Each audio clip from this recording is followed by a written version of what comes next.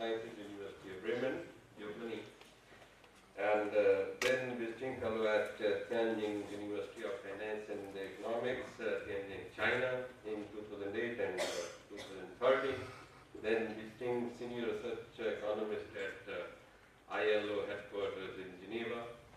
Then he authored and edited 9 books and about 70 papers, published in many national and international journals like EPW, then Social Scientist, then Indian Journal of Labor Economics, widely known person.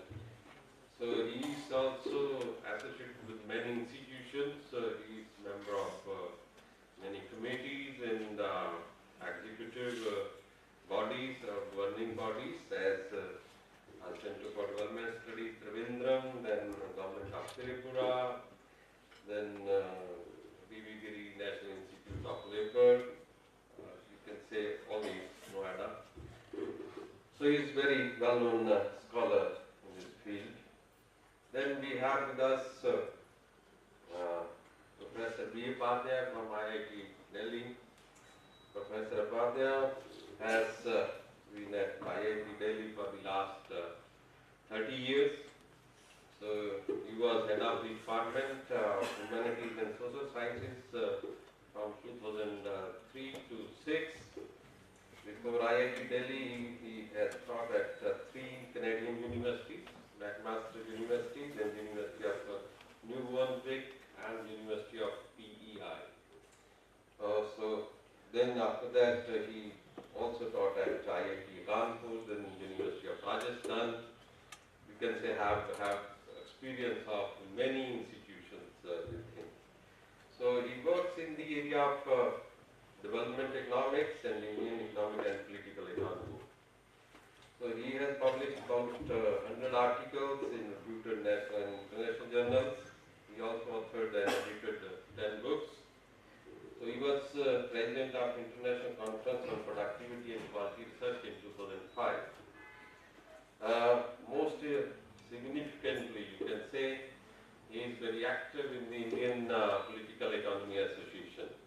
And that Political Economy Association is publishing continuously the Alternative Economic Survey. To counter the, you can say, Sarkari view, then they have continuously doing efforts, and you have seen that there is Alternative Economic Survey. So he is active in that way, not only you can say within the premises of any institution, also interacting with the people. So he is also actively involved in guiding PhD students. Already 20 students have completed PhD with him. So we have these dignitaries with us.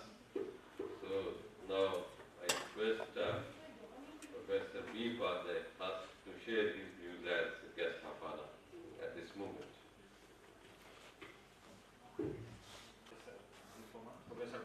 Thank you very much for giving me this opportunity to share my views on a topic actually which is not the usual topic for economists. Like we talk about different things, but I mean this important topic of relations between India and Pakistan normally not touched by other people. But my view is that actually all topics should be open to everybody. I mean nothing should be left really to specialists, because we have a stake in everything. I mean, so that's true for science also, that's true for economics also, in that way. Now coming almost towards the end, I mean, Professor Jha will be after me. There's a problem that, I mean, most of the things actually which one could say have already been said. But luckily for me, I mean, there are certain areas actually which have not been touched upon. And as Professor Dello was also mentioning, that some important area related to, US and so on, Afghanistan, those things have not been talked about. So I'm going to talk about actually the new development in Afghanistan, which are taking place recently, and what is their implications for India-Pak relations. Now the point is that actually, like any relationship you're going to look at, India-Pakistan relationship, India-China relationship, you can't really look at these relationships in isolation. I mean, all these relationships are affected by what's happening outside the region. So that is very important aspect. And if we don't really pay attention to that thing, so then we are not really doing, I mean, good service to the subject in that sense. But one actually, I mean, remark I would like to make that whatever I'm going to say is quite tentative. I mean, even maybe a little bit speculative in the sense that once when I got actually letter, I mean, from Professor Balvinder Singh about this conference, I thought, okay, I'll talk about Afghanistan. And I thought, okay, within 1 month there will be something to say about this. Things are happening, but not to the extent, I mean, that gives you a very clear picture. But these are very important developments which needs to be looked at also. Now, we all know basically that what has happened in Afghanistan recently. We all know the history of Afghanistan, what happened during the Soviet invasion of that part and so on. What happened, I mean, to the Pakistan's role, Taliban, America supported movement and so on. And later on then America came in and so on. And now almost for 13, 14 years America has been there with NATO partners and so on. And now they are leaving. Most of the American troops have left the place, and there may still be actually some troops left there, 10,000 or so. And this is also part of the negotiation that is going on. Soon actually Afghanistan's new president, Ghani, I mean, he will be going to America to talk about that, how many troops should be left behind and so on. But we basically understand that they will not be having a battle role, in the sense they will not be fighting as such. They may be there to protect Kabul or maybe to provide some training to the troops, Afghan troops and so on. So that kind of. So now this is a quite new situation in Afghanistan after 30 years, almost 30 years of war and so on. War has not ended. I mean, America has left the place without completely defeating the Taliban and so on. So that problem remains and so on. So now, how does actually that situation is handled and so on. So therein comes in the importance of this subject that Pakistan is being given actually a new role here in that way.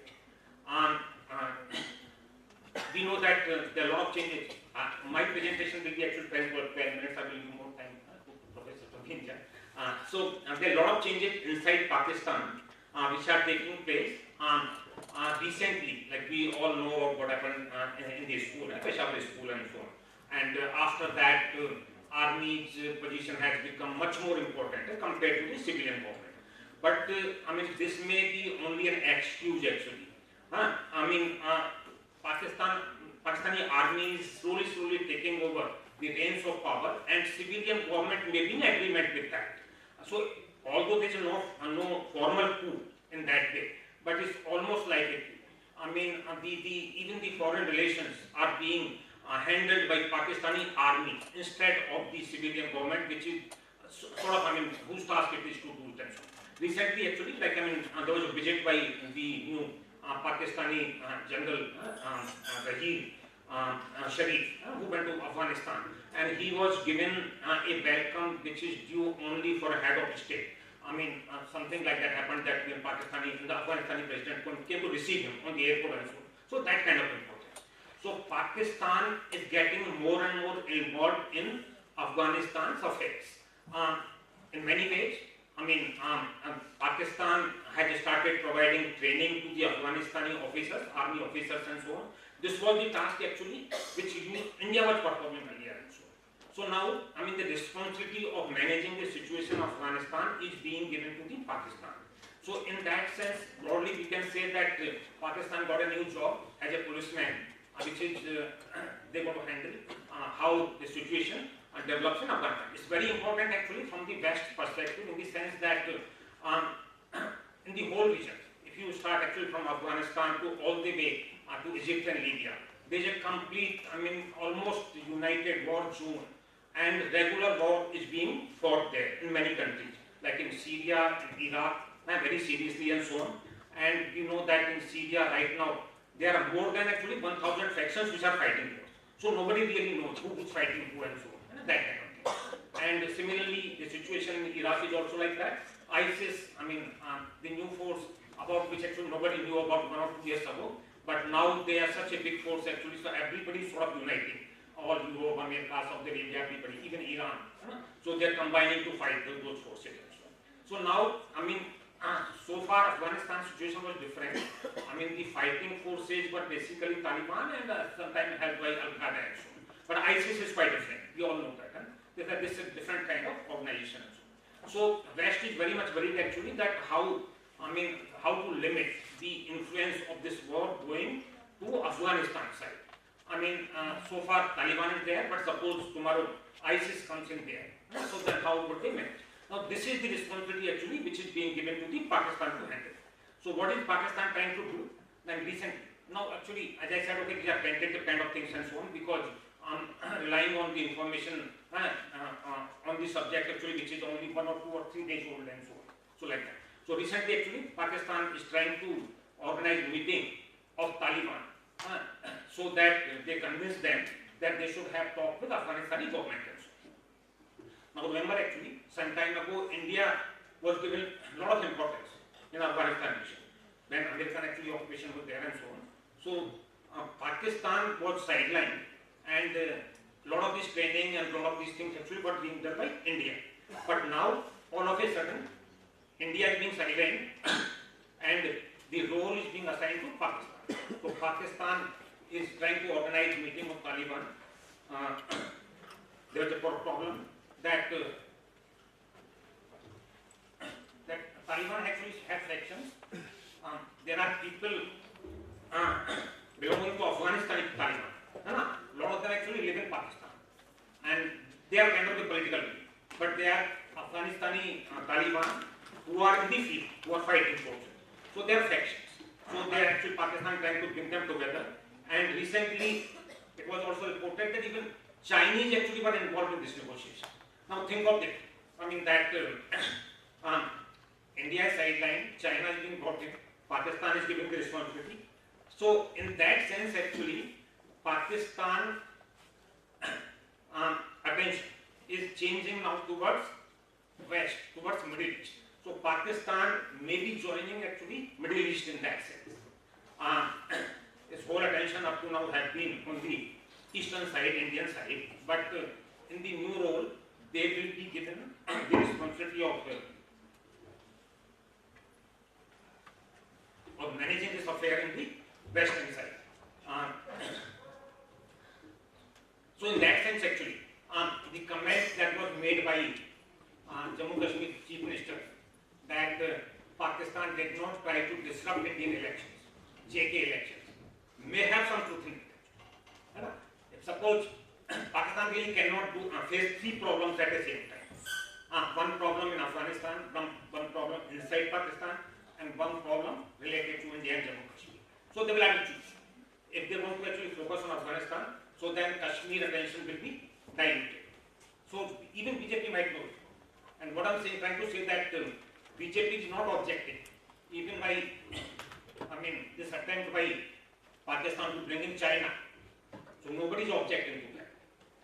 So these are new developments actually which are happening, and the point is that what happens next. Now these are speculative things. 2 broad possibilities are there. One is that Pakistan may succeed at least for 1 or 2 years in getting Afghanistan Taliban to negotiate with the Afghanistan government, and that may lead to new elections in Afghanistan. Peace may be there for some time, but what I feel actually that is less likely. More likely scenario will be that the war will continue, the Taliban will keep fighting and so on, and there may be more involvement of forces like ISIS and so on. And if that happens, then there is an actual one additional point also here, that Pakistani society is not united on these things. They are quite divided. Even though after the Peshawar incident, and a lot of these political parties are together and so, but still there is Pakistani Taliban on both sides, inside Pakistan, inside Afghanistan, and strangely actually, Afghanistan government is attacking Pakistani Taliban which is inside Afghanistan. So all these kinds of things are happening right now. So what happens? Like suppose this war actually continues and so on. So that will have repercussions actually on Pakistan's internal matters, internal security, internal stability and so on. There are other factors also, like we can talk about that What happens to US role here? So far actually America is withdrawing, giving money. Why Pakistan is doing it? Because they get money from America. So America is giving Pakistan money to do these things and so on. But there is no certainty that American support will continue for very long. Like if you are reading newspapers and so on. American society is also getting divided like our society, like other society and so on.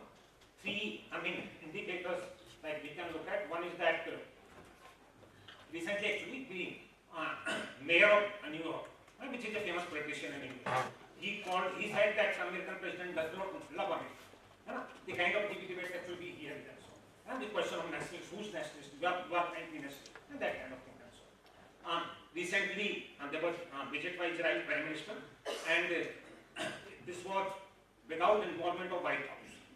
And several Democratic actually senators were curtailing.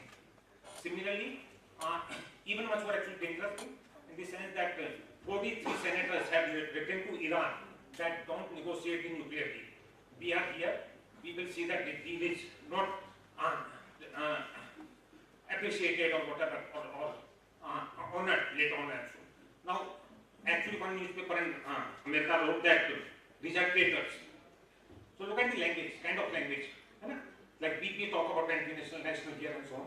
So similar kind of language is being used in America also. So point is that with America, American support also we don't know what happens. So the whole point, I try to summarize that Pakistan is a new job, very dangerous job, getting into others' affairs. Like we saw in case, like when we went to Sri Lanka, what were the repercussions for? So same kind of situation. So at this point things may be alright. India can take some relief, okay, that Pakistan's attention is towards other side. But suppose this endeavor fails, so then what happens? So then actually they will come back to the Kashmir. Nothing much can happen to the border, but they raise these issues to divert the attention of their own people. So it's a much more dangerous game from the Pakistan point of view. May not be for India, as long as actually India keeps away from Afghanistan directly. So we have nothing much to worry. But at this point, we can say good luck to Pakistan in its new role as policeman. But we should be prepared to, face shocks and surprises.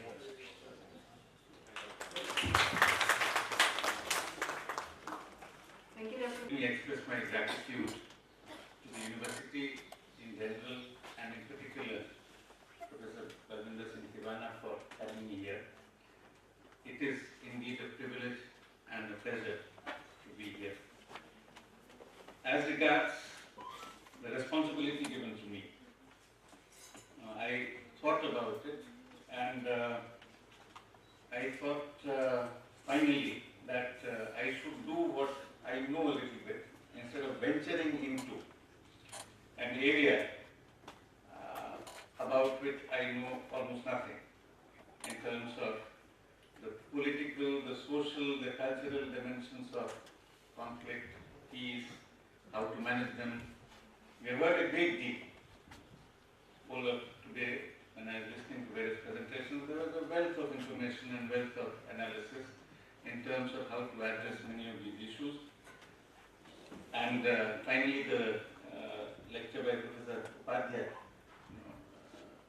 gives us extremely useful insights in terms of taking forward many of those arguments and ideas. But as I discussed with Professor Balwinder Singh, I put in the book, let me do something which would probably be a long shot.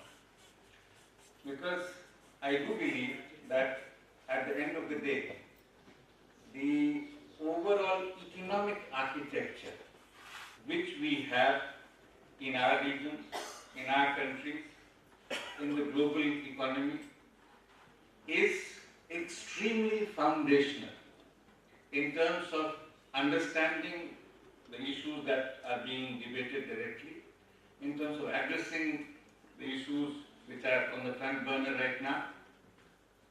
And I do not see how terrorism can disappear with bad economics.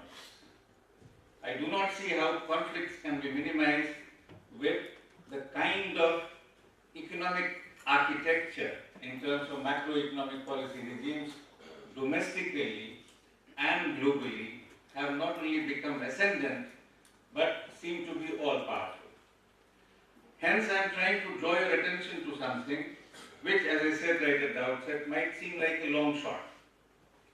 That is, how do we understand the current economic conjuncture and how do we think of ways forward, because in my limited understanding, unless we address some of these issues, most of the so-called solutions to address peace, conflict, challenges relating to both of these will remain on surface, very, very superficial in many ways, even though they can seem significant in their own right, as some cultural initiative, as some political initiative, etc. But at the end of the day, I remain convinced that we need to talk of the foundations.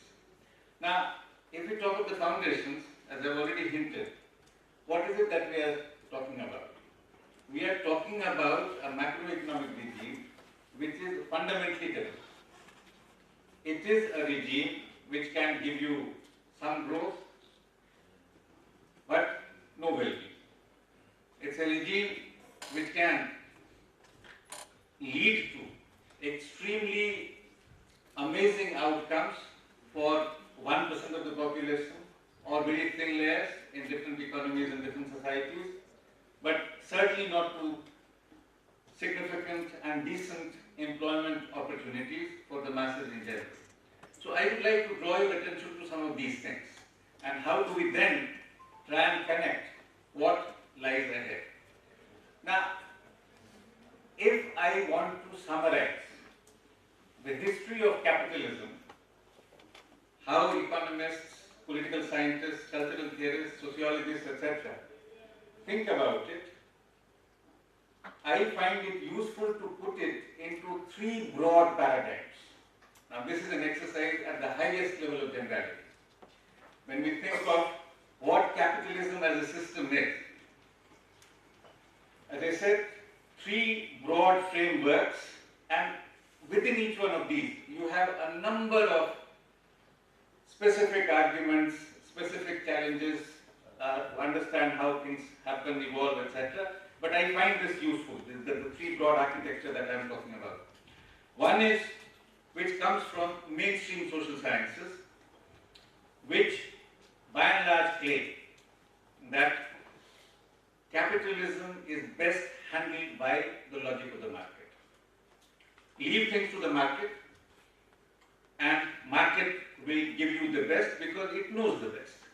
Yeah. So when you're talking about the well-being of the people at large, various kinds of outcomes which you can consider optimum for any society, do not try to mess up with the market. Yeah. So this is something which a large number of not only economists but equally large number of political scientists, sociologists, etc. would subscribe to indirectly. They would argue that yes, here is this kind of liberalism, the liberal order. Karl Popper, for instance, was one of the early examples of it, who went whole hog with some of the most right-wing, ultra-conservative economists like Hayek, for instance, who were in 1940s itself waging a battle against what was emerging as the welfare state in Europe and in a very limited manner in the US and so on, and likewise state intervention in the developing world in general. So that's one kind of point of view. I'm not going into details of different sort of major figures or major authors there, but this is one broad category in which you can put a very large section of our social sciences in general. The second kind of broad category is what I connect with the classical political economy. Sort of in economics, the likes of Adam Smith, David